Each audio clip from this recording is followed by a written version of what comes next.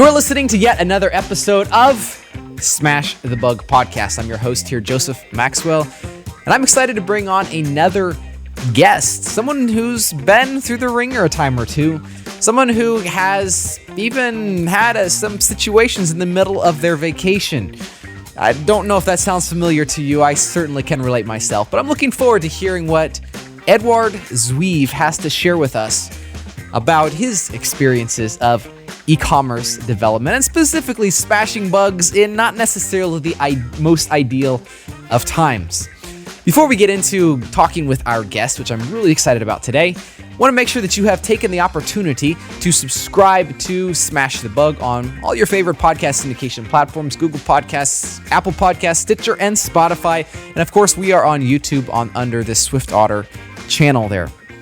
Make sure to hit the subscribe button on that channel there on YouTube. So without further ado, I'd like to introduce Eduard here to the show. He is a senior Magento backend developer at a company by the name of PROFSTEP. He's in Ukraine and has 6 Magento certifications. And he's not somebody that just kind of sits on their rear and just does nothing. In fact, July 8th, today's date is July 12th. So 4 days ago, he just got another Magento certification, cloud certified. So he is one of the most certified people in the world.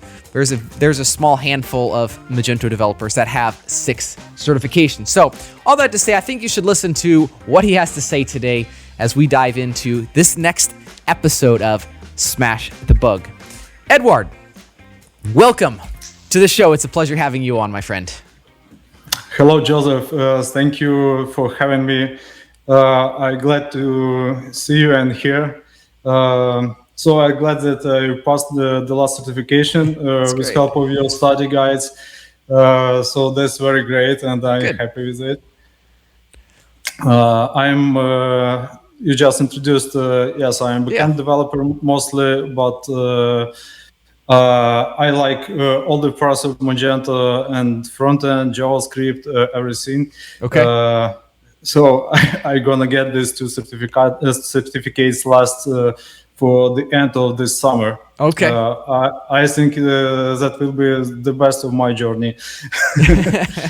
Yes, definitely that. Well, I can tell you from experience, the JavaScript developer is not that difficult. Like, you have to know JavaScript, but I'm guessing you've kind of been in there and done that. So at that point, it's with just a little bit of study, it's not that difficult. So hopefully that's some encouragement there. What do you do at PROFSTEP? Like, what are some of your daily activities that if we were to pay you a visit, we'd most likely find you doing there?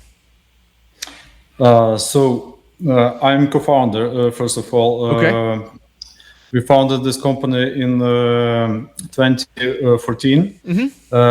And we collaborate in some such we having projects, and also we have IT school.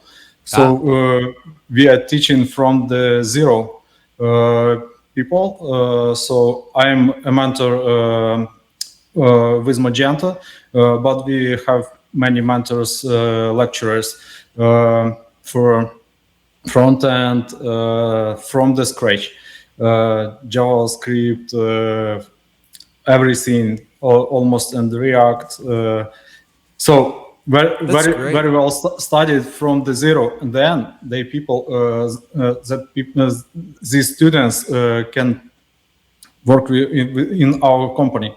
So we just prepare them for us or for any IT company. That is great.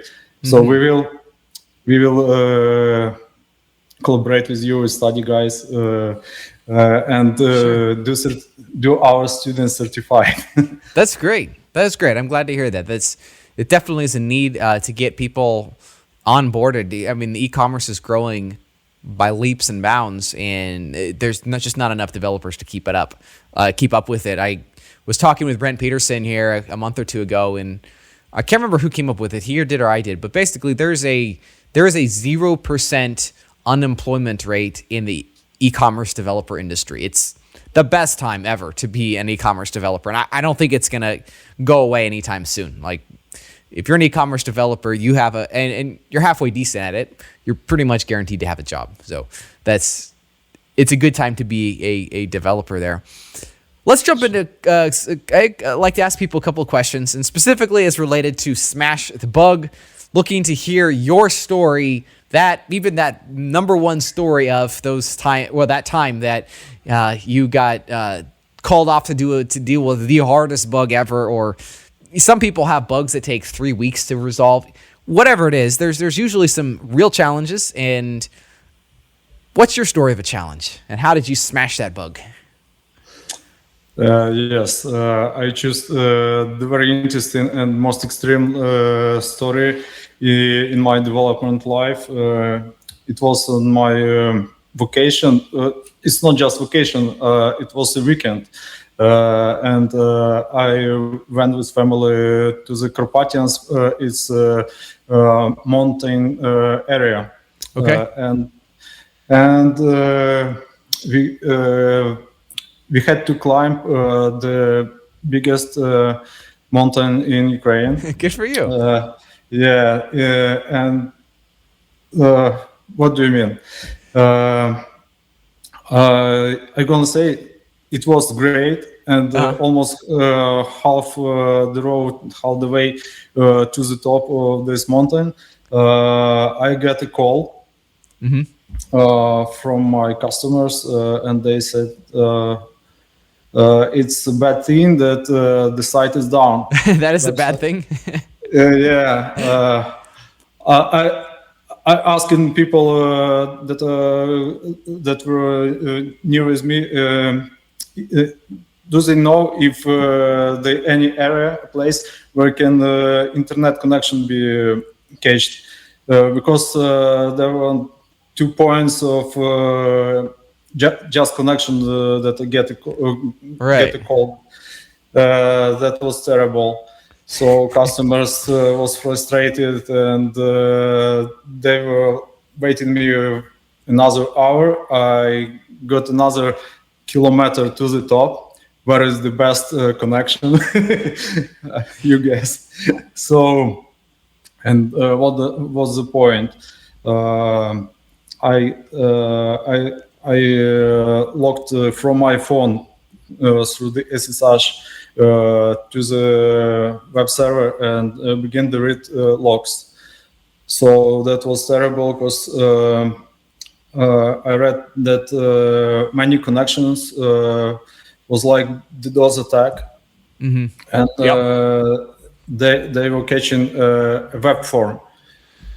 So that web form has a cron task that will reply some email on the form. They were filling form from that web form from several IPs. It was maybe I can say it's thousands of connections in one time. This was really hard to understand why. I guess that it was cron job, a lot of cron tasks in cron schedule table. I just checked MySQL log, and I began to kill these transactions. I wrote a small script. It was before that, but on another place.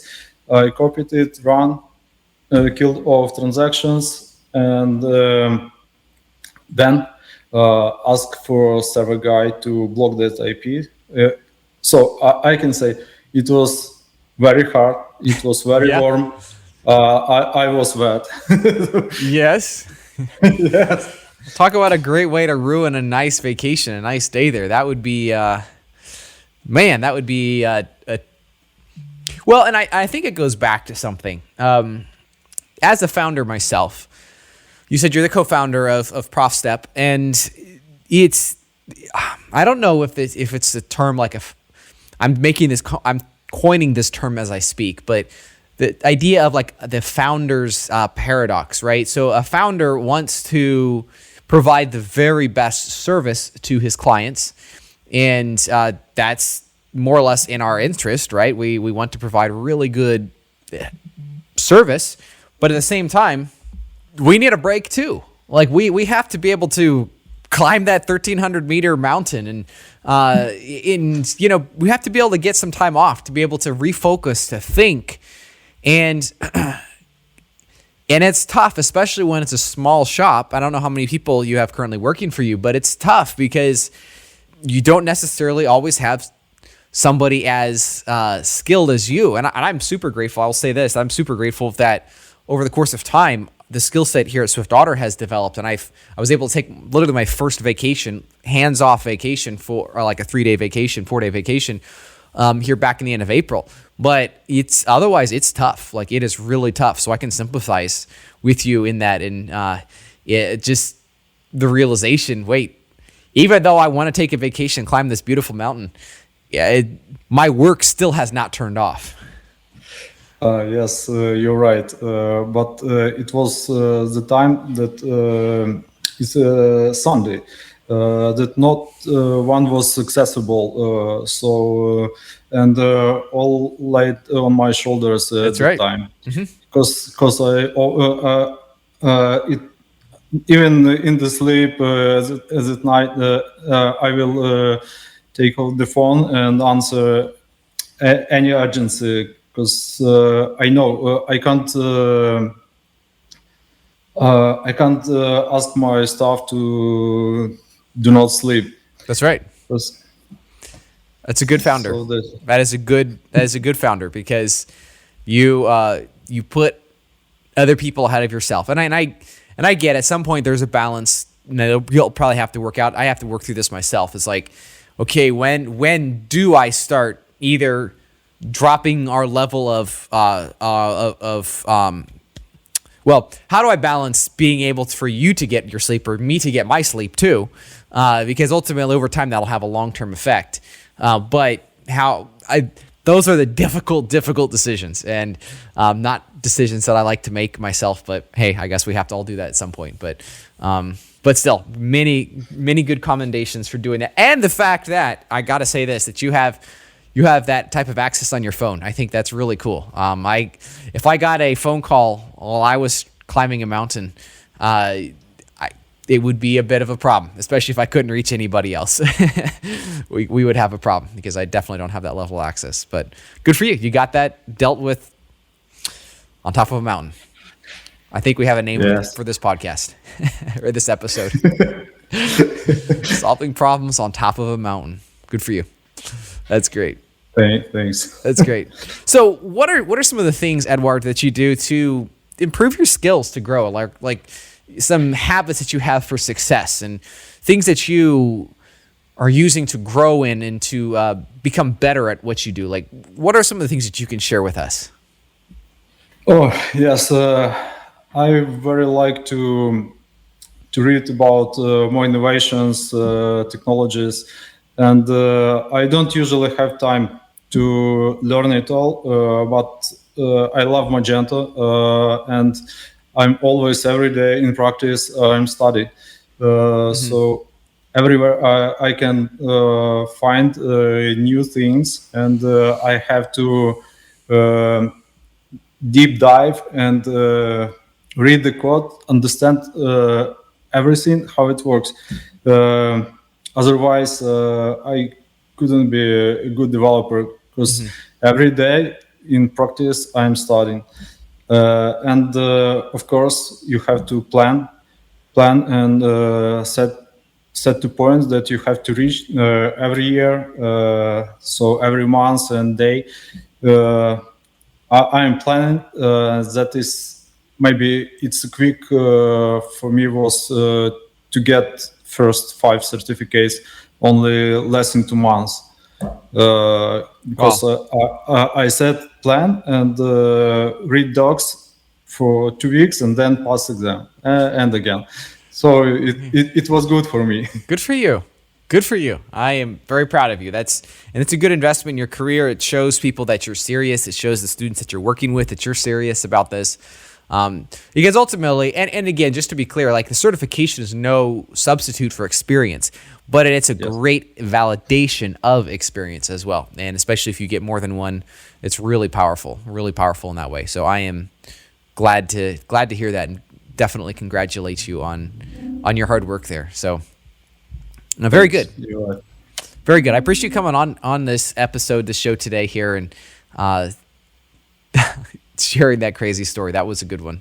That was a really good one. So anyways, thank you for coming on, and hopefully we'll be able to have a chance here to talk sometime soon in the future. Yes, sure. Thank you. All right. Well, it was an absolute pleasure to have Eduard here on this show today, and that was a heck of a story. How he was able to troubleshoot a site outage close to or on top of a 1,300 meter mountain. So that was a great story, and it highlights what developers across this world have to face. And it's frustrating. Sometimes it feels like we can't get away from this stuff, especially if you're a founder, if you're an owner, if you're somebody in management. Getting time away can seem very elusive. And yet it's just a matter of time, matter of process. You'll eventually get there. So take heart, my friends. It's a matter of time before you'll be able to also have that the ability to take truly and genuinely take time off. But also, as you'll notice, Eduard, he was able to troubleshoot this problem, and that comes through experience, being able to solve the problems, and through being able to solve problems, and that's also comes with time. But also, if I could briefly make a quick plug for this book, The Art of E-commerce Debugging. It also teaches you these experiences, things to make your life less stressful and easier to get through as an e-commerce developer. So it was a wonderful time having you all listening to this today. I hope you take the time to subscribe to our upcoming episodes. They're also going to be great information and inspirational stories of e-commerce developers just like you.